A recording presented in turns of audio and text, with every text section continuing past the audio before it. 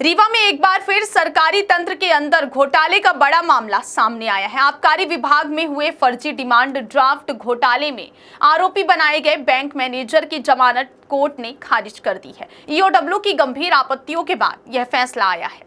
मामला रीवा के आबकारी विभाग से जुड़ा हुआ है, जहां लाखों रुपए के फर्जी डीडी बनाकर शासकीय धन की हेराफेरी की गई थी। इस मामले में सिंगरौली जिले के तत्कालीन बैंक मैनेजर नरेंद्र सिंह चौहान को आरोपी बनाया गया। राज्य आर्थिक अपराध प्रकोष्ठ यानी ईओडब्ल्यू ने जांच कर आरोप पत्र न्यायालय में प्रस्तुत किया। नरेंद्र सिंह चौहान ने कोर्ट में जमानत याचिका दाखिल की थी, लेकिन ईओडब्ल्यू की दलीलों को गंभीर मानते हुए न्यायालय ने उसकी याचिका सिरे से खारिज कर दी। कोर्ट ने माना कि आरोपी की भूमिका प्राथमिक दृष्टि से गंभीर है और जांच प्रभावित होने की आशंका से इनकार नहीं किया जा सकता। ईओडब्ल्यू ने अदालत में स्पष्ट किया कि आरोपी बैंक मैनेजर ने मिलीभगत कर फर्जी डीडी जारी किए, जिससे शासकीय खजाने को भारी नुकसान पहुंचा। यह घोटाला सुनियोजित तरीके से अंजाम दिया गया और इसकी जांच अब अंतिम चरण में है। फर्जीवाड़ा घोटाले और सरकारी सिस्टम में बैठे भ्रष्ट तत्वों पर शिकंजा कसता दिख रहा है। जिले के चर्चित फर्जी बैंक गारंटी का घोटाला हुआ था, जिसमें आर्थिक अपराध अन्वेषण ब्यूरो मध्य प्रदेश भोपाल द्वारा एफआईआर दर्ज की गई थी।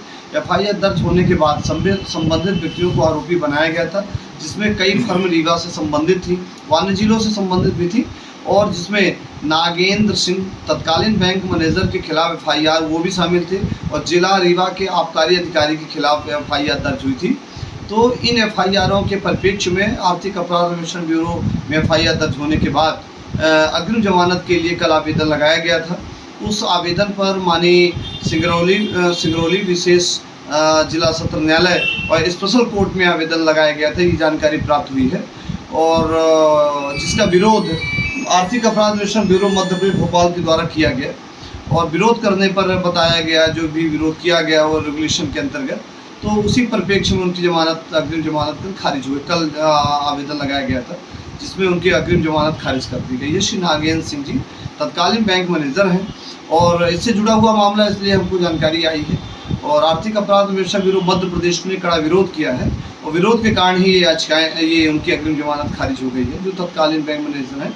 और उक्त विषय रीवा के कई फर्म हैं जो फर्जी बैंक गारंटी बनाई गई थी, जिसमें रीवा है, सतना भी है, सिंगरौली, अन्य जिलों की विवेचना भी शुरू हो गई है और जांच शुरू हो गई। इस संबंध में हमें भी बयान के लिए भोपाल बुलाया गया है, और बयान के लिए हम अपना विस्तार से बयान दर्ज कराएंगे।